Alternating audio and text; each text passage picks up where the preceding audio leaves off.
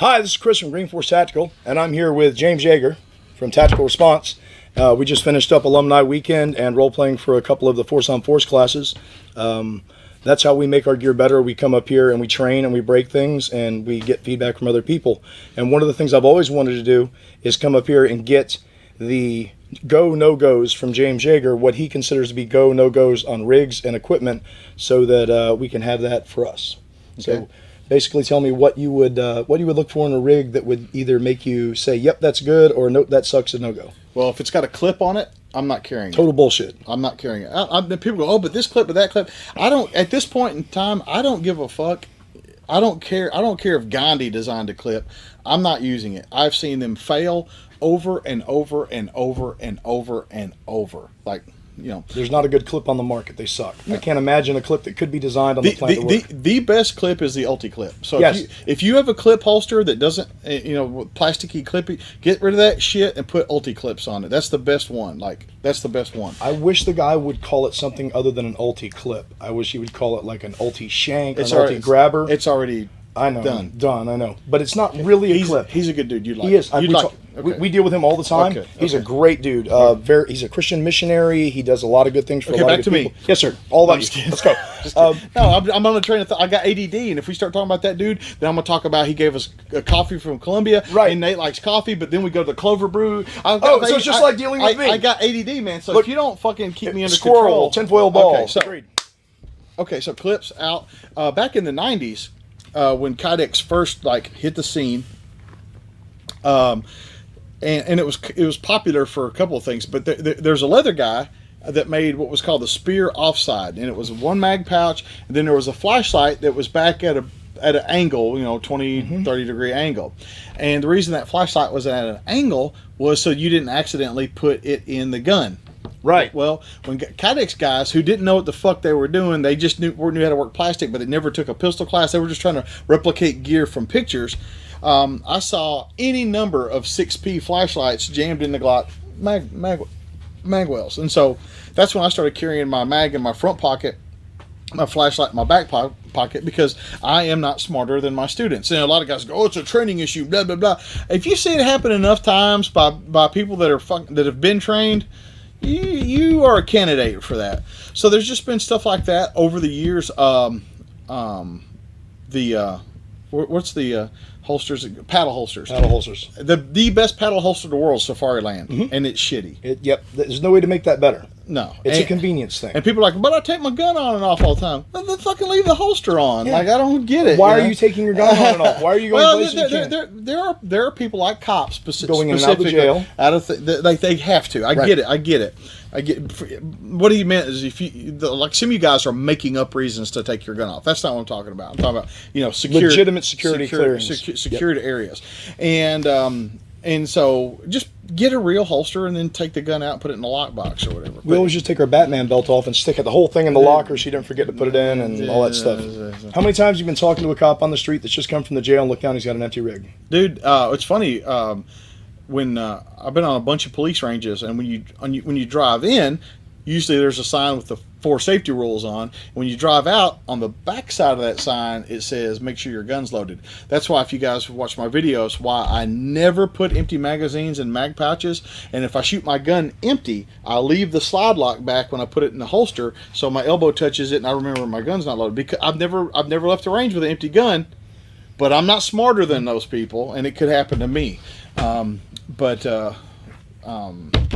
As far as tactical holsters, I've seen a bunch of guys make Kydex tactical holsters, 6004, and its variants are the king. That's the holster to beat as far as the external with the thumb and all the drive and all that. I'm not going to try to compete with Safari Land in their game, because Safari Land's the king of that. I mean, they make great stuff. When I was a deputy sheriff, I carried all Safari Land gear, SS3s, because that was the gear to beat, and nobody beat it. Right. I'm talking about feeding a 6P to a flashlight. I'm that guy. Yeah, well, I mean, it happens. You get under stress, and it's shaped kind of like it, and there you go. Yeah. But the thing is that the people watching that think that they can't make those mistakes are the problem. If you're watching it going, gosh, I don't want to do that, well, then you're okay. In the last 5 years, there's been this resurgence in all these Kydex guys popping up everywhere, and I made a post, you know, and they were basically doing the putting 2 pieces of Kydex and the rivets and, you know, outside the waistband holsters, and I'm like, guys, bring something new, or at least be better at something, or at least be cheaper or something. But all these guys were bringing out all these fucking 1990 holsters. They're fucking that was state of the art 20 fucking years ago. Yes. What bothers me a lot is I see guys that are doing the monkey see, don't monkey do thing. Right.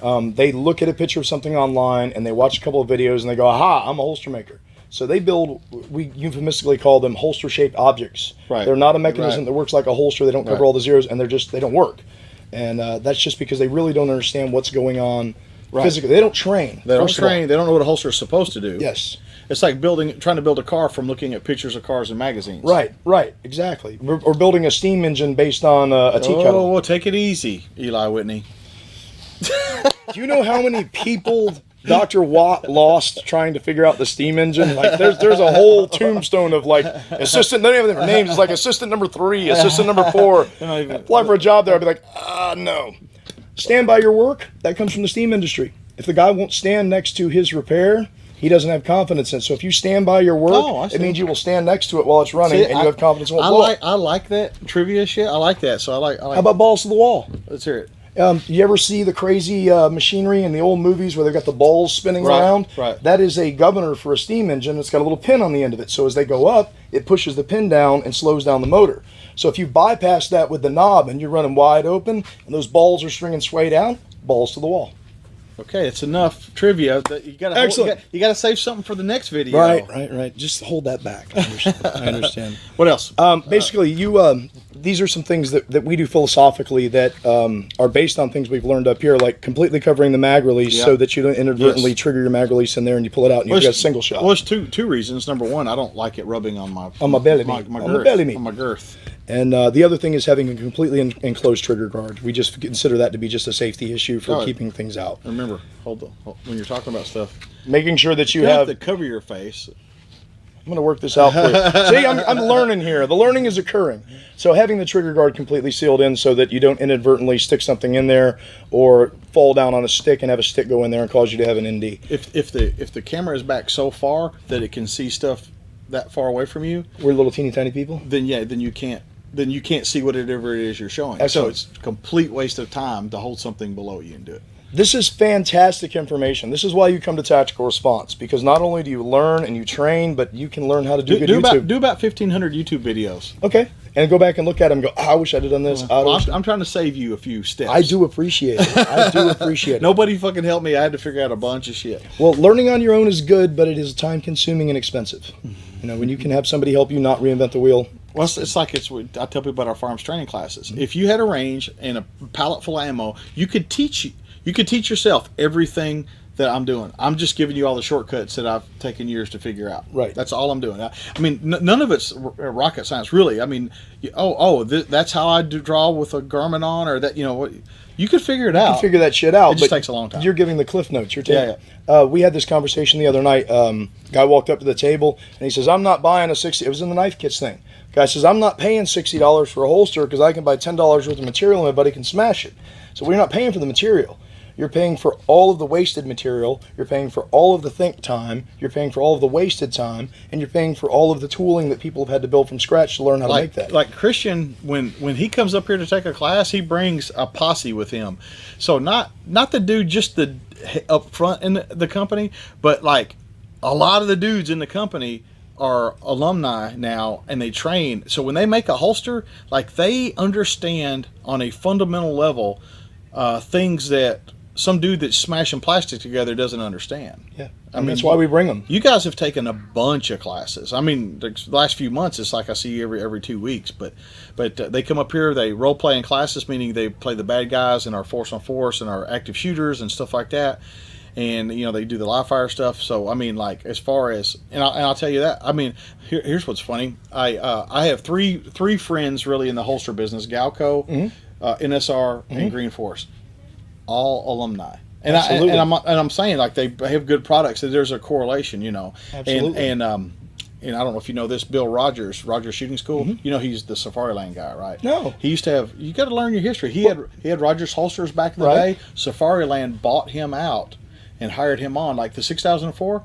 That's him, huh? That's him. Well, that makes sense. That's why it's such a badass holster. I knew who he was. I just didn't know he had designed that for Safariland. Do your history. I will. And that's one of the fun things to do is a deep dive on the history of things like that. Who's who. So the 4 holsters I've named, the 4 companies are all shooters. Yep. Got it. Well, it'd be like if you were designing a car and you didn't know how to drive a car, or you were designing airplanes and you don't know how to fly a plane. I say that all the time, man. I say that all the time. That's crazy. What Well, else? basically, that's all I want to say. Again, clips suck. We go with single saw flips with a snap. By the way, we buy these from David NSR. We buy anything that we can buy from David NSR is going to be the best shit on the planet. And they need to be pull dot snaps. Absolutely, pull the dot snaps. That's all we'll do. Like, so if you don't understand what a pull dot is, it's like on the inside. If you look at, there's like a little spot. It won't be able to show up on camera. Watch me use articulation. Absolutely. There's like a little spot that's not a ring, all right? And you put that spot down first, and then snap the rest of the snap over it. And that means it won't come loose on your pants. It's harder to. It's like a safety cap on a pill bottle, but for a snap. And that's what any life-saving equipment. That's what this stuff is. This is life-saving equipment. Any of your life-saving equipment needs to have pull dot snaps. Okay. That was amazing. You were able to articulate and describe something in a way that people could understand it with just your fingers and no visual aids. Well, hopefully they can understand it. Some people are visual learners, but most people, even if they don't understand exactly the mechanics of it, they understand why. Because I said safety top, Yes, and it comes off and blah blah blah. No. This is a graduate level course on how to explain shit to people through a camera on the rest You of the need to planet. come take our instructor class. I took the Farnham instructor class, but the next class I take from y'all, I Nothing want to take against John. yours. Nothing against John Farnham. Mm-hmm. You need to come take our instructor class. Absolutely. It's basically a small business class. We teach you fucking like where to get your insurance and fucking all this shit. Like, well, I'll tell you right now, the next time you have that class, I will pull the plug, whatever I'm doing, and come up here and take it. It's on the short list. That and I've started doing burpees and stuff because I want to come take a contractor class, but I don't want to be the guy that's airlifted off the mountain. Well, burpees is half your problem. The fork is your other half. Well, that's the fun thing that I've been doing the last 3 or 4 months. If it's not protein or vegetables, I don't eat it. There's when I send the girls, I don't leave my property. No, how about this? Well, vegetables are mashed potatoes. No, I don't eat potatoes, like green vegetables, Okay, like that's not what you kale. said. Okay. Agreed. I only know what you say. I don't know what you mean. We have a hell of a garden this year, and I don't leave the property. Where I live, where I work. I have a huge shop on the family compound, and the last time I left was to go to Key Bar 3 months ago. This is the other time. I won't leave the property for 3 or 4 months at a time. That's kind of weird. Well, I get 16-hour days, 4 hours sleep. You don't have a lot of time to run around and gallivant. But I send the girls out. I make a list, and they go out and shop for me. So what I did is I took Pringles off the list. I took Ritz crackers off the list. I took all the shit off the list. It's steak, chicken, pork, and veggies. That's all I eat now. Because it's not there, I won't eat it. And that's helped a lot. I don't weigh myself, but I know my pants fit better in the last couple months and started doing some exercises, but I have to be kind of careful because I'm old. I'm 44 years old. I can't do the stuff I used to be able to do. I'm 45, and I guarantee you're not working as hard as me. No, you are in the best shape I've ever seen you in. I mean, I've watched the progression through YouTube over there. It's inspiring. You can just go slow. That's another video. A whole nother video. That's a whole nother video. Well, we'll come up here. Your martial strength videos actually were very inspiring because I was able to watch from the beginning when you're standing there doing the burn down test with Kayla, and she was very young and you were very unfit, to where you're doing burpees with a 50 cal. And I'm like, if he can do that, I can do that. It's just a matter of committing to doing that. So we're going to commit to doing that. I don't want to take up too much more of your time. I really appreciate you giving me some input and some loves. And we have popped the YouTube cherry for Green Force Tactical. So this is Chris from Green Force, and this is James motherfucking Yeager from motherfucking Tactical Response. And if you don't train here, you're wrong as fucking dick cancer. If you don't know what the fuck you're doing when you're carrying a gun. I don't want everybody to train here. No, you don't want everybody to train here? No. No. There's a whole bunch of people I don't want to train here. But please, close your video. And there's a whole bunch of people that we don't want carrying our shit. Because if you're too stupid to run our rig, you're probably too stupid to be our customer. So once again, always be awesome. All right. This is the